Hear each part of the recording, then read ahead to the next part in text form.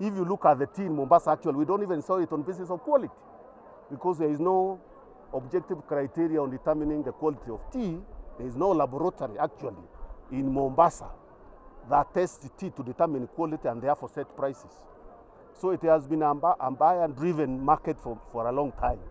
Some of the reforms we are actually going to do now, also moving forward, which we couldn't discuss here because of time, is we want to set up a laboratory, a common user facility in Mombasa that will be testing tea scientifically and determining quality, and therefore helping the buyer to set the seller to set the price. What we have done is just blanket put on a reserve price to improve general improvement on the pricing. But the long-term improvement so that the prices are also driven by quality, so that farmers invest in quality, is to make sure that good quality tea is bought at a higher price. Tunaelewana? And that has to be arrived at in a scientific, objective manner.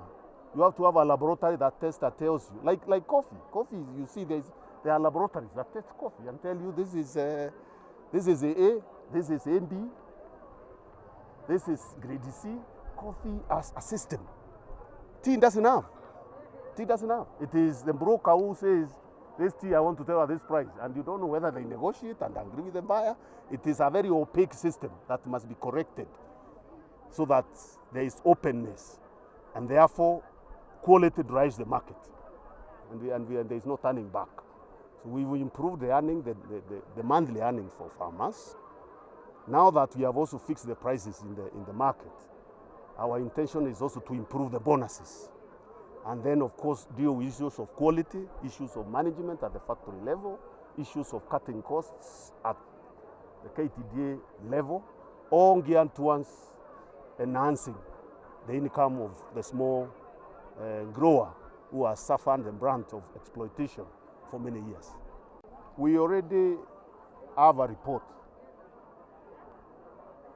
We appointed the president, following the presidential directive, the Attorney General, in consultation with me and the Ministry of Interior, we were able to appoint a technical inspection team that went into KTDA. The time you were saying they were being raided, they were trying to treat a government agency as a crime. Those were legitimate investigations, investigators sent there by the government. They were not raiders. So he went there, looked at the document, looked at the system, came up with a report that showed that there has been a lot of mismanagement and pilfering and stealing at KTDA. And they have been able to pinpoint individuals who have committed particular misdemeanors and the crimes. And that report is already with the DCI and the Anti-Corruption Commission, and with also the Kenya Revenue Authority for those who have not been paying taxes. Now, what happens beyond there is those agencies do that because they're independent. I don't control them. The investigation report was also an independent team that came up with the report. They have been given the report to analyze and decide what action to take on these people. So they are the ones you should ask now, from now henceforth, what action they are going to take.